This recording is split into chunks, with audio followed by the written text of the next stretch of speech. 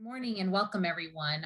Thank you all for being a part of our Helping Communities Flourish event this morning.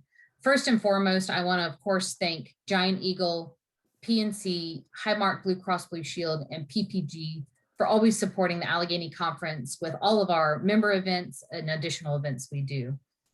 Today we are here primarily to speak about investing in communities, whether ideally through tax credits, but also through strategic partnerships and other opportunities. At this time, we are going to launch breakout rooms. Each breakout room will be based on communities who are pursuing specific tax credits. We have breakout room with the Neighborhood Assistance Program. It's a one-year tax credit program. We have breakout room 2 with the Special Program Priorities Tax Credit, another one-year tax credit program. And we have breakout room 3, the Neighborhood Partnership Program, which is a multi-year tax credit. And it's also one of the ones that really infuses these long-term partnerships and investments. So in a moment, we will launch the breakout rooms. I do want to let everyone know that we are recording today's session. So if you'd like to hear a presentation that was given or missed one because you're in another room, we will be sending those out so you'll be able to hear them as follow-up. In addition, I would also like to remind everyone as we move to breakout room, we will have the Allegheny Conference staff in the rooms to manage each room. And so please be sure to keep your phone, your video and your microphone off until it's time for you to speak. At the end of the presentations, we will also have time for you to ask questions of the community presenters. So at that time, you would be welcome to turn your microphone on and speak. And at this moment, if we can go ahead and launch the breakout rooms, and then we can proceed. Again, my name is Larry Helsham. I serve as Government Affairs Manager here at the Allegheny Conference. And why don't we just sort of just do a little bit of an intro of who all is with us here. Again, after that, we'll ask everybody to turn their cameras off just because we're recording and we want to make sure that this is available to folks after the session. So why don't we just go ahead and do some quick intros, just make sure that we're all aware of each other. And then we'll start off with our Beaver Falls CDC. So why don't we start with you, David, because I see you right there. Dave Bruton, Hazelwood Initiative. Nice to be with you all today. Good to see you. So we got Wendy. I see Wendy's next. Yeah, my name is Wendy Welpley, and I'm the Executive Director of the Beaver Falls CDC. Awesome. Michael? Michael Edwards, I'm President of the Fayette County Cultural Trust. Awesome. And we have Christina here too. Christina Howe with Bloomfield Development Corporation. And Fred Smith. Fred Smith, Perry Hilltop, Foundview. I'm the co-chair for the Housing Working Group. Awesome. And we have Suzanne. Suzanne Swagel with CGI in Pittsburgh. Awesome. Good to have you here. Again, this is the SPP breakout session. As for those who are not aware, the SPP is a one project meeting, one of the special program requirements. It's up to 75% tax credit, so there's no minimum investment required. Again, we're recording these, so it's really an opportunity for us to make sure that we send this out to our regional investors so that if they weren't able to make it, they are able to watch some of the presentations that we have here today. So we have 5 groups here that are able to talk through some of what their projects have been. We'll first start off with the Beaver Falls Community Development Corporation. Right now we have Wendy Wepley who's here. So Wendy, if you want to turn your camera on, I'll let you take it from here. And just let me know when to go to a different slide. If anyone has any questions, feel free to ask those live, or you can drop those in the chat. Got it. Thanks, Larry. Can you see me and hear me okay? Yep, I can hear you. Okay. Do you want to go ahead and start the slides? Great. Well, my name is Wendy Welpley. I'm the Executive Director of the Beaver Falls CDC. I am proposing a project under the SPP, which is the 75% tax credit program. We are working on neighborhood revitalization in a focused neighborhood adjacent to downtown Beaver Falls. Go ahead with the next slide. You can see there, I just jotted down some demographics of Beaver Falls. We have 784 blighted properties in Beaver Falls in the city limits. That's almost 20% of our housing stock, which obviously has an enormous impact on the value of our houses in Beaver Falls. You can see the owner-occupied houses, the average property value is $63,000. We think this is an enormous issue, and we'd like to try to begin turning that around by working on neighborhood revitalization and blight removal. I'll go ahead and go to the next slide. This is the third year that we are applying for NAP funding. In our first year, we completed a housing inventory and 10-year strategy. We evaluated every property in Beaver Falls and gave it a ranking in order to identify a focused neighborhood in which we will be working for the next 10 years, trying to create a sort of, we call it kind of a city within a city, trying to do focused neighborhood revitalization. We also facilitated a pilot program on a 3-block section of the focused neighborhood. You can see there that neighbors were encouraged to work together to identify exterior property improvements that they wanted to work on. And you can see they did some sidewalk replacements. This was the first year of our pilot program. We are currently in the second year, in which case the same neighbors are continuing to work together. We hope to remove a blighted house in this neighborhood, as well as extend the effort to the next block over on 5th Avenue. And we'll be working on some park improvements as well in this neighborhood. Go on to the next slide, please. This is a map of our focus neighborhood and some of the blighted houses. I just wanted to say this isn't really just any neighborhood. This is actually where I live as well. My family lives just down the street from these properties. I have 2 little boys under the age of 3, and this is what we see almost every day when we walk with the stroller. And I wonder about the lasting impact, right, that it'll have as we raise our boys in a blighted neighborhood, but not just for us, but for all the families that live here. I'm concerned for our well-being and for how this will impact us in the long term. Go on to the next slide, please. Over the next 10 years, our hope is to tear down the 29 blighted properties in the focus neighborhood, as well as improve the 157 properties in this neighborhood by incentivizing exterior property improvements alongside resident investments. We think we can do that in addition to improving the park. This is a picture of the park right next to the neighborhood. We think over the next 10 years, this project will cost about $4.5 million. Go on to the next slide. This year, for this next fiscal year of the NAP program, we've created a budget of $200,000. We believe this is well within our capacity, and we'll begin to tackle some of the projects that we have in mind. Of course, we wouldn't turn down a much larger contribution as well. If you want to give us $1 million, we'd be happy, very, very happy to work with that, of course. But our budget for next year, we've put down as $200,000. Feel free to please go on to the next slide. This is what happens when we tear down blight and improve neighborhoods. On the left there, you can see a blighted house in the focus neighborhood. And on the right, you can see a space where one of our houses have been already taken down.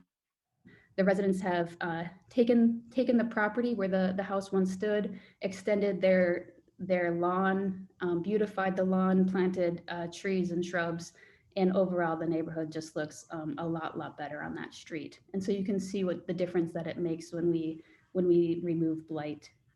And then the last slide, please.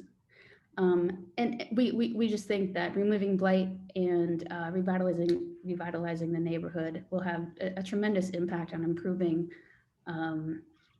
the community overall. I think people will choose to stay or locate here, particularly middle income families. That will help the local economy and our tax base.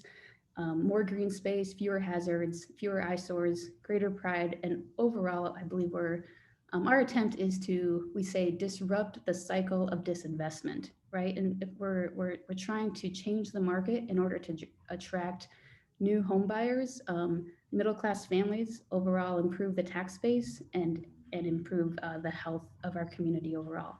Thanks for your interest. Thanks for listening. I'd be happy to answer questions if there's time, but I'm not sure there is. Larry, is there time for questions, or should I? I think we have a couple of minutes available for questions. If folks have any questions, feel free to ask away at this point. Thanks.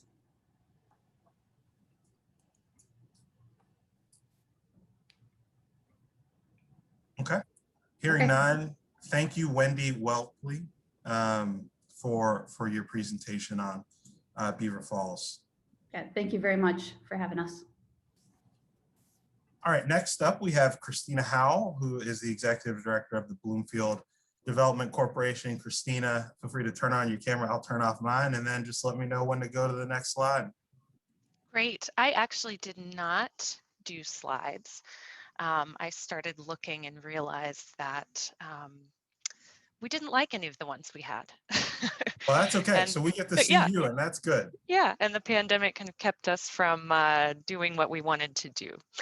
I'll start by introducing the organization. Our vision is a Bloomfield where everyone can build a home, a business, and a future. Our SPP proposal this year focuses on our initiative to create and preserve affordable housing. Starting about 10 years ago, Bloomfield's property values started slowly rising, and then about 5 years ago, it took off, and in the last 3 years, our property values have increased 180%, and that includes rental property values for rental buildings and houses. We've always had about a 25% low income and about 25% of folks over the age of 60 in our neighborhood. Definitely used to be higher, and we're curious to see what the census, when it comes out, says and how this has changed. We have a feeling it has gone up rather than down. And these residents are at risk. They're being pushed out of the neighborhood that they've built and sustained and often work in. We have 168 small businesses in the city boundaries of Bloomfield, and overwhelmingly those employees come from Bloomfield and walk to work. So in 2019, BDC held a robust community process. It was a big thing that about 500 people participated in, and the community members set BDC's housing goals and work plan for the next 7 years. And the focus was to address the development pressures that were coming to Bloomfield after property values in East Liberty, in Lawrenceville, in other neighborhoods around us, Polish Hill, had risen to a point that made Bloomfield suddenly much more attractive. So the property condition survey we conducted during that time helped us develop this 7-year housing plan and revealed that over a quarter of our properties are in terrible condition. And many of those, it was roughly 3/4 of those, are owner-occupied properties.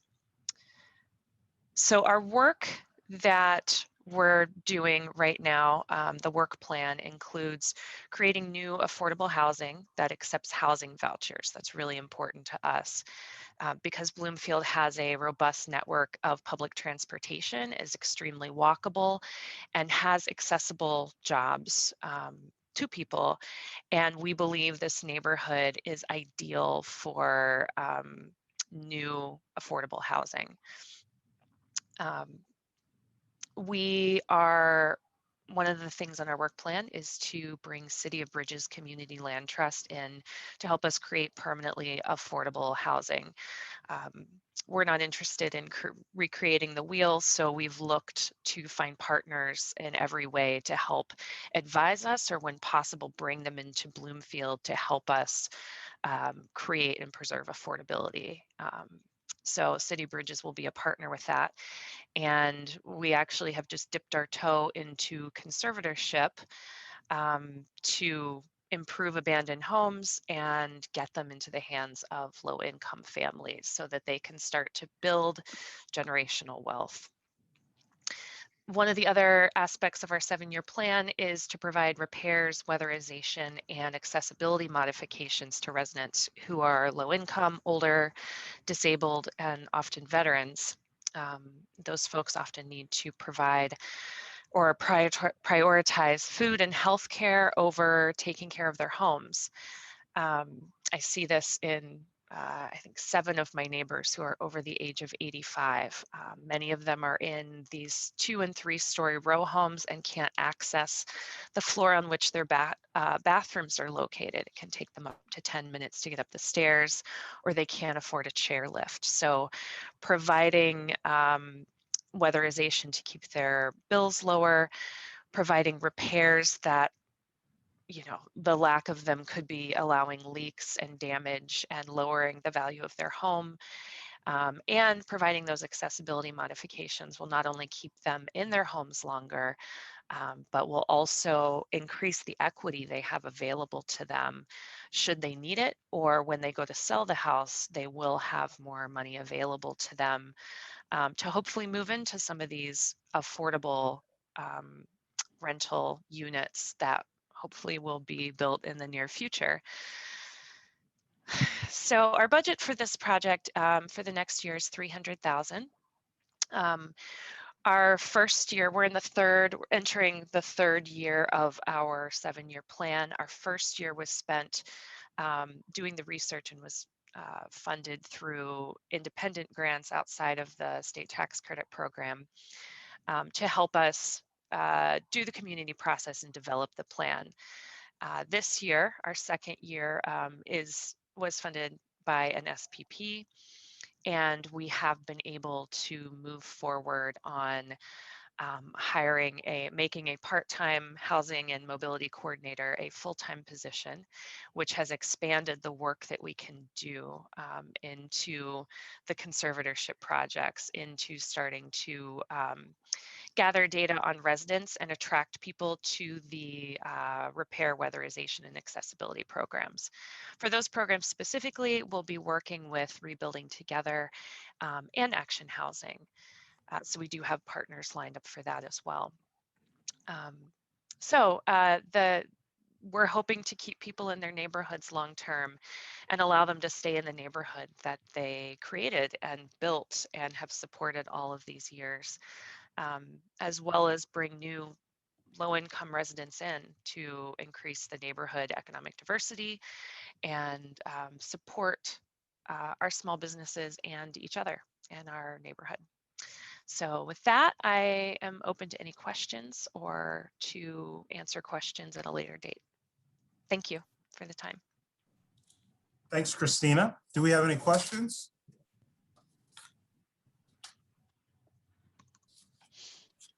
Awesome. I think you all are doing some really great work. Next up, we're going to have the Fayette County Cultural Trust, and we have Michael Edwards, who serves as the president. So Michael, I know you have slides, so if you want to unmute and turn your camera on, I will get those slides going for you. Great.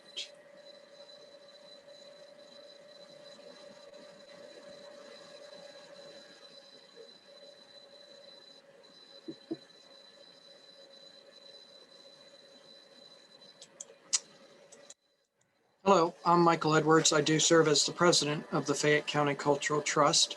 Our organization was started in 2007 with a mission to improve the quality of life in our area by promoting our cultural, historic, artistic, and natural assets.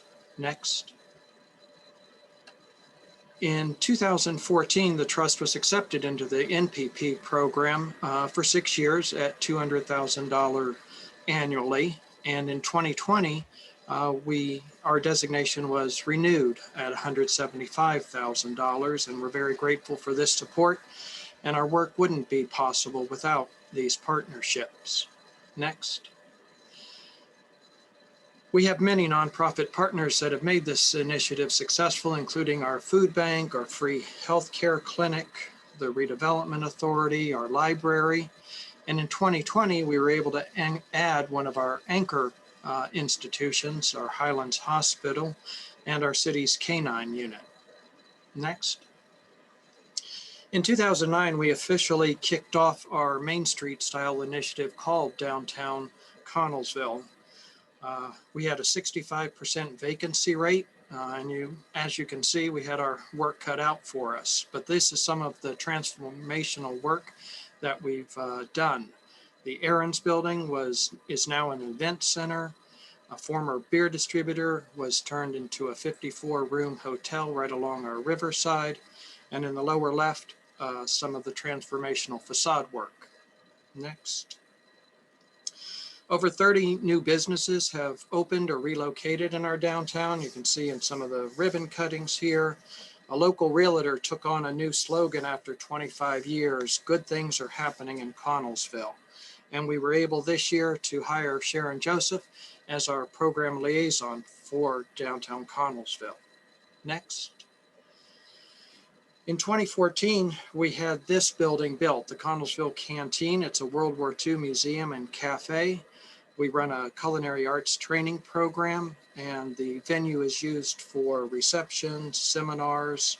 And in 2019, the Downtown Center recognized us with their Community Enhancement Award.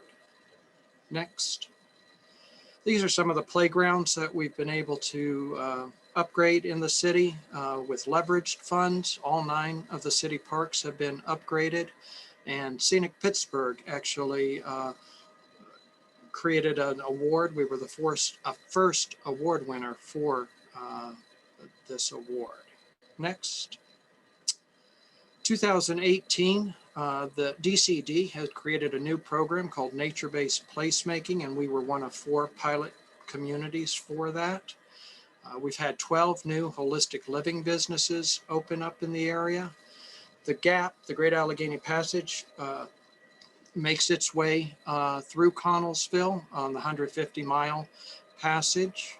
Next. Public art has been at the forefront of our work, from the Coke, the archway in the upper left-hand corner to below it, the Coke to Spokes, which is right outside the hotel. Next. This was a trifold brochure that we created to encourage visitors to explore our community. Next. And in 2019, the Trust commissioned Jeremy Raymer, he's a Pittsburgh artist, to enhance the 3 sides of this building, which was the Italian Social Club. All that work is done with spray paint. This was also won a Pennsylvania Downtown Center Award last year. And this is our SPP initiative, for which we're seeking $250,000. Unfortunately, due to COVID, the club had to close down, and they approached the trust about acquiring the building, which we did in December. Next. Our plan is to rehabilitate the building and to create 4 artist studios, a welcome reception area, as well as classroom space.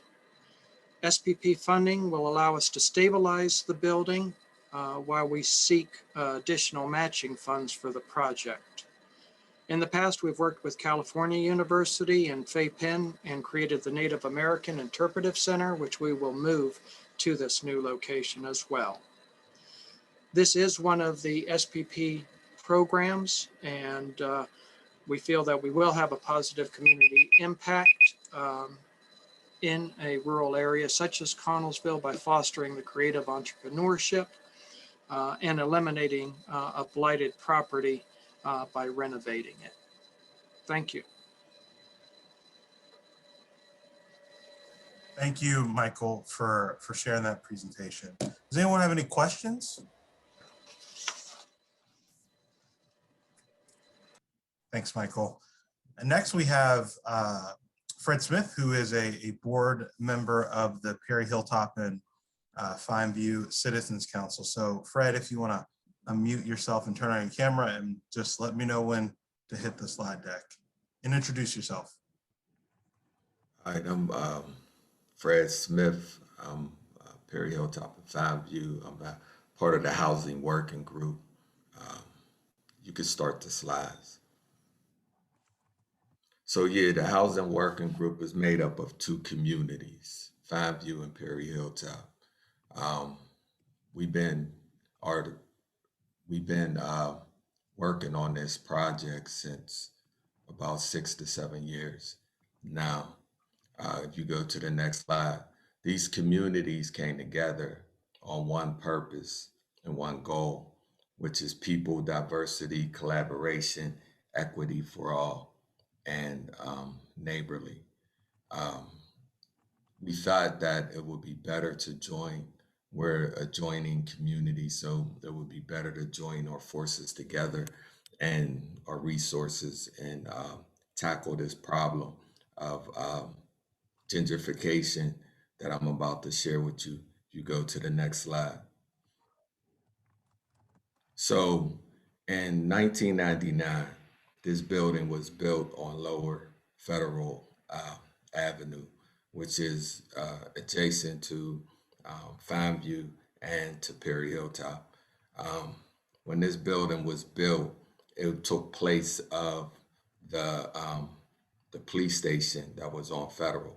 So this is a part of Allegheny General Hospital's medical building. So we thought that was a good thing. Not too far after that, across the street from this building on Federal, they built the Carnegie Library. So when the Carnegie Library was built, again, that's a great thing. We didn't think nothing about gentrification happening or occurring. Soon after that, if you go to the next slide,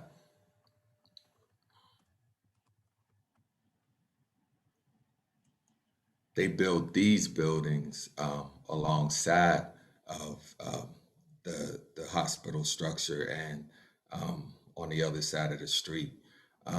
These are buildings that was just built in 2012. It was just 10 years after, about 10 years after the medical building was built. So once these buildings was built, and this is a recent picture, so the middle building that you see is worth $435,000. Now, if you know anything about the north side, which is in the city of Pittsburgh, the lower north side, it was once diverse, different backgrounds, ethnicities, incomes, and all that. Soon as they built these buildings and the structure, gentrification just took over. Now the whole lower north side is gentrified, and a lot of families were displaced. And now what we're seeing is that these investors are trying to move up into the hill to our neighborhoods, which is again adjacent, and trying to buy up property and cause gentrification to occur up there. So we're drawing a line in the sand. And one of the things that we did to help in this process, if you go to the next slide, we created a 5-year affordable housing plan. We received $50,000 from the Buell Foundation to create this plan. And we interviewed and hired a consultant who is Center for Spatial Practice. And they worked awesome with us as a housing working group and as well as our neighbors.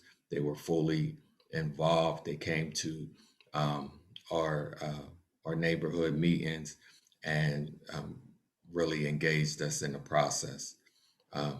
If you go to the next slide, one of the things that came out of that is this Choice Neighborhood Grant. Now, we applied in 2020 and we received $450,000 planning grant. This is a 2-year planning grant. We was able to partnership with consultants, track. We're still in partnership. We're still in discussion with them in regards to this planning. See, this came out of the result of the Allegheny Dwellings. Allegheny Dwellings is a public housing unit in Fineview. It's a pretty big public housing unit. So we have phase 1 and phase 2. Now, phase 1 was based on the housing authority building new housing and tearing down the dwellings and placing those who's in the phase 1 dwellings into this new build structure. But what happened was there was a lot of displacement because the housing authority didn't have a solid plan of making sure that everybody who was the dwellings phase 1 can be reached or even receive any of those properties. Now, our community, Perry Hilltop and Fineview, did engage the housing authority and try to prepare them for just the thought of displacement. But being that they went into it without a plan, and we had no skin in the game, we couldn't really change that. So out of this, the housing plan that we created, one of the things we talked about is this Choice Neighborhood Grant. Now, with the Choice Neighborhoods Grant, it allows for 1-to-1 placement. And being that we apply for it as a co-applicant, we're able to have say. Now we have skin in the game pretty much. So we're looking at another rebuild. The housing authority will not be taking charge over this rebuild, but if we're awarded after 2 years this Choice Housing Grant, we will receive $30 million for affordable housing. And one of the things that we will be doing is phase 2 of Allegheny Dwellings and rebuilding it, making sure that none of our residents are displaced at all. If you can go to the next slide.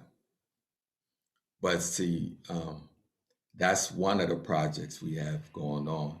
Just recently, we completed 2 affordable rental properties, which is a part of our housing, affordable housing plan. We this year actually we have completed. I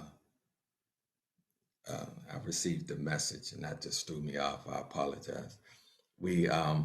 So we completed this this affordable housing unit, and we already have a renter in place.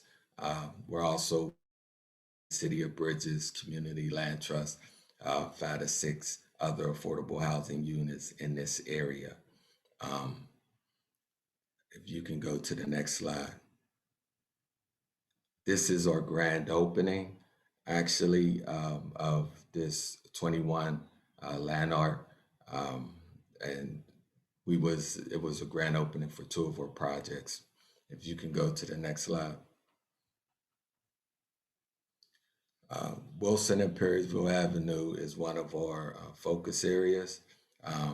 We're hoping that if we receive this choice grant, we can do 40 additional affordable housing units. Also, Perry Hilltop Perrysville and Charles Street is another focus area, and we're looking at doing 60 to 80 units in that area as well. You can go to the next slide. So we're asking for a $20,000 GAP grant for this mixed use space.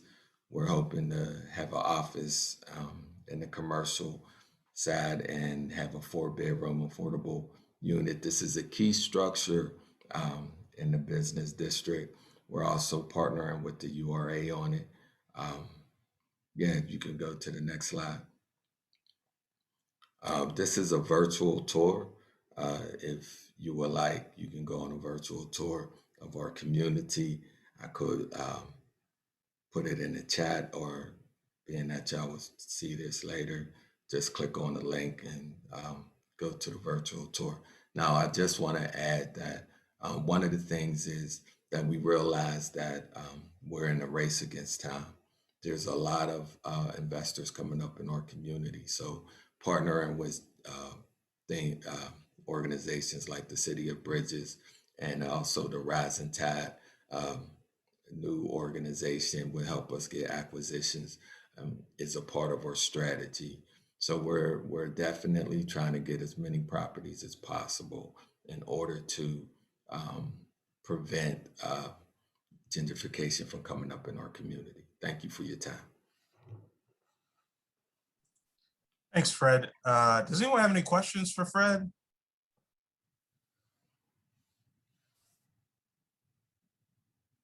Got a chat, someone thanking us. Great. All right, so we'll go to our last presentation, which is the Hazelwood Initiative. We have David Bruton who's here. So David, I know you don't have any slides, but if you just want to unmute and turn your camera on, I'll pass it over to you.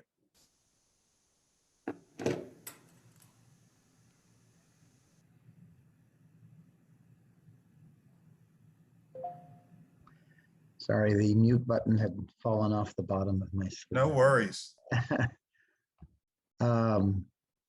Suzanne, it's great to be with you today. My name's Dave Bruton. I am Senior Director of Real Estate at Hazelwood Initiative. We are the community development corporation serving the neighborhood. Our mission is to build a stronger Hazelwood through inclusive community development. What can you say about Hazelwood that hasn't been said by so many of my colleagues? Except for one thing, we were kind of the place where the last steel mills in Pittsburgh exist. And when they closed up, Hazelwood began to decline. We had probably held on longer than many.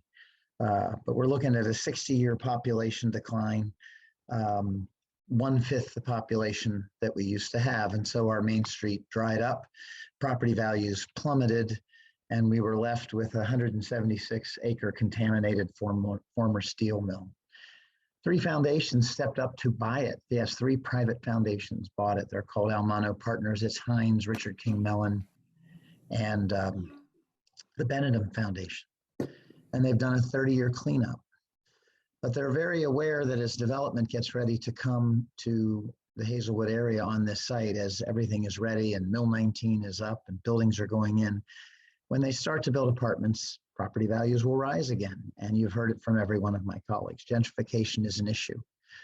Our take on it might be slightly different in that we recognize that the 60 years of decline and the declining property values that we've had in Hazelwood were not a good thing either. We've lost more affordable housing to what we like to call rotrification than gentrification. So our slogan, our motto, and the focus of our housing strategy, as well as our business strategy and this SPP proposal, is simply development without displacement. We very much want the development to come, but we are grateful for time that we have in front of us. While Hazelwood may be the next big thing, we're not quite there yet. So we've got time on our side, aided by the foundations being very deliberate in how they're bringing new businesses and residences onto the site. So what we're doing with that time is stabilizing existing homeowners with a free and discounted repair program in partnership with Rebuilding Together Pittsburgh. You've heard about them from a previous group. And we were able to do over 250 of our homeowners with free or discounted home repairs. That's 1/3 of the existing homeowners in the neighborhood. Secondly, wherever possible, we want to help Hazelwood renters become homeowners. So we have started and or completed over 26 houses in the last 6 years. for homeownership by low to moderate income first-time home buyers. More than half of them were previously renting in our neighborhood. We like to say that if you're living in Hazelwood now and you're renting, in 10 years, your rents will go up and you'll get poorer. But if you buy now at a price you can afford, you'll become rich because your house will become more. That's part of the American dream. It'll become worth more. And you can pass that along to your family. And it's an effective appeal. We also recognize that there are about 650 renters in Hazelwood who won't, for one reason or another, be able or interested in home ownership. Many of these are extremely low-income people on fixed incomes, incomes under $1,000 a month in some cases. And so we know that permanently affordable rental housing needs to be a part of our strategy. We've done that in 2 projects. One, the Gladstone School, will have 44 units. And we have bought out the largest landlord in Hazelwood for 63 units. We're looking for an SPP for $50,000 to do a really important gap in all of that. We don't need it for the real estate. We found our sources, but we need $50,000 to provide meaningful social services to these rental units, many of whom have mental health issues, many of whom have been homeless, many of whom have addiction issues, many of whom have many issues other than housing. So we want to help stabilize their households while we stabilize their housing. We'd appreciate your support. Thanks. So you've all heard from our communities who have really talked about some great plans and things that they are doing to really move their communities forward, to overcome their barriers, and to help make our whole region a thriving place to prosper. For those of you who are able to or interested in tax credits, I do want to set the reminder that the tax credit application is due May 28th. Fortunately for the businesses, that means that all you need to do is really a letter of intent by that time with one of our communities. The communities take on the burden of putting the application together and getting it submitted. So it's a very simple step and a very simple process if you would like to invest in any of our communities. As you can see here on the table, we have all the communities that presented today and the different programs they presented on listed. We will also be sending a recording of their presentations as well as the community's contact information out after this, so you'll be able to review it again. And for those of you still new to the tax credit program and may have questions on whether or not your company can participate or how it works, I am more than happy to meet with you. And you can see my contact information down there at the bottom, bbear@AlleghenyConference.org. and talk through. It's a very simple process. So last but not least, of course, we want to thank our major event sponsors, Giant Eagle, PNC, Highmark Blue Cross Blue Shield, and PPG for bringing this together.